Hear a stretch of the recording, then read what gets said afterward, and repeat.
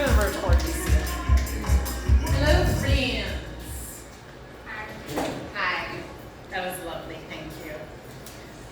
I haven't been here in a minute. I was gone last weekend. Sorry about that. Hope you missed me. Did you miss me a little bit?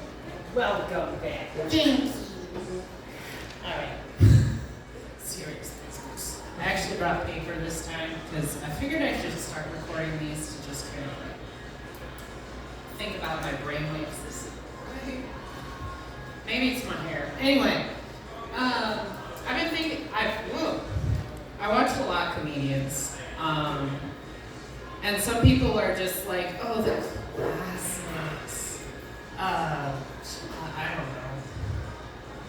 Leno, John Mulaney. John Mulaney's not that old, but okay. Did you watch Lawrence Relic? Did you watch Red Skelton? Did you watch Carol Burnett? A little bit. Might know those names, those faces. Lucille Ball, thank you. I don't know if you said that, but that's the one that came to my brain when you said words.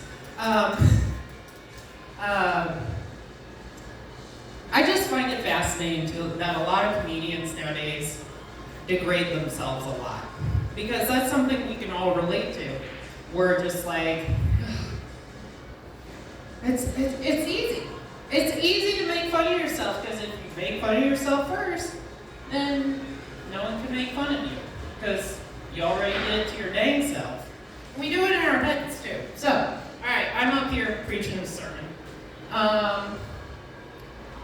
So instead of doing that, of degrading myself, I'm going to tell you a couple reasons why I'm a motherfucking catch.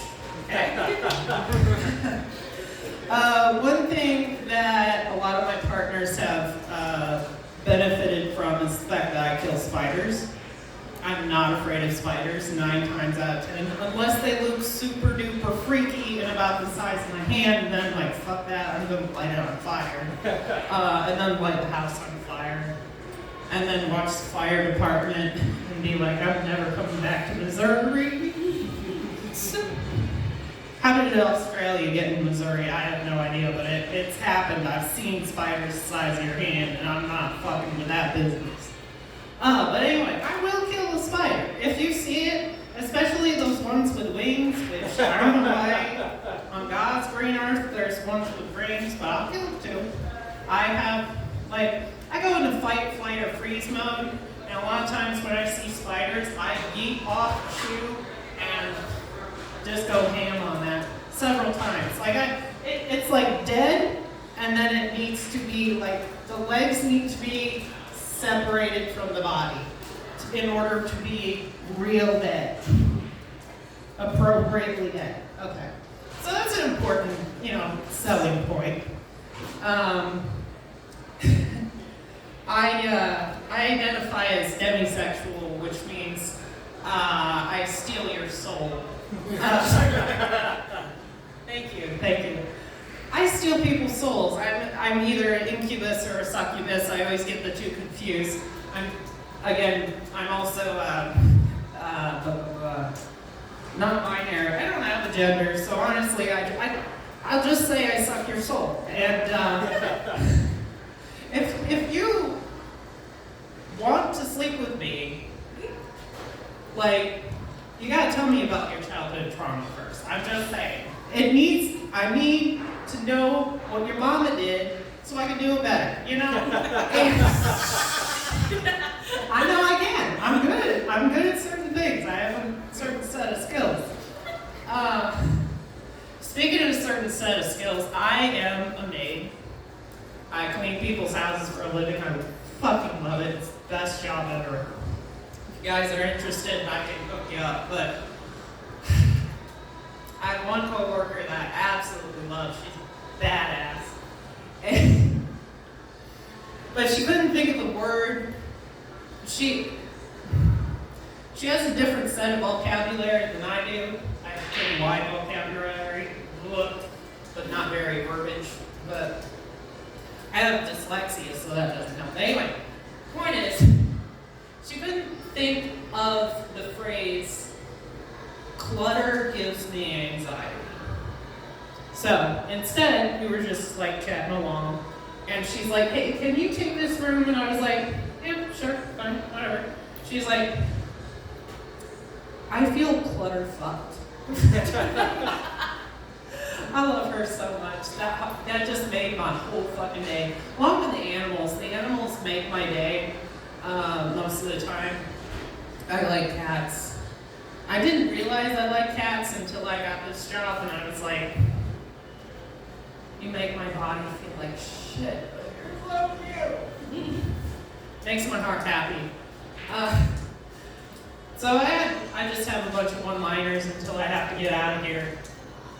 So I feel like I'm a little out of practice because I left for a week, but I'm gonna actually go to St. Louis next weekend. So I might try open mic there if I have time. That's just information. Nail. A couple one-liners real fast. What if Jesus was just the first person to figure out how to slice bread? So he was just like, I'm going to feed 5,000 people with this one loaf of bread. Here you go. You know? It just makes life easier. You're just the best thing since sliced bread is Jesus. I'm preaching again. I'm sorry. Is it solid? You're just. Give a minute. Okay. I thought you were holding the light for a full minute, and I was getting confused. Let's see. I couldn't think of any roasts because I didn't have a slow cooker. That's what I was telling you earlier. That's solid. I tried making a punchline, but all I got was a bunch of people following me around with ladles and cups. We get it. Thanks. Somebody did. Cool. A friend of mine told me to go buy cigarettes once for them. And I was like, okay. So I go, this is how often I get out of my apartment. I go up to the counter and I'm like, can you get me the yellow ones with the, I don't know what they're called. I'm not buying them for me. And he's like, that is the one thing you don't do. I was like, I'm sorry, I was homeschooled. That's my disability. I don't leave my house. I don't smoke. So don't force me out of my comfort zone. I said I'll never do that again. I'll probably never go to a dispensary if I can, ask for it. That's a whole other joke. Maybe I'll do that a different time. Have a good night, guys. Give it up for Sarah.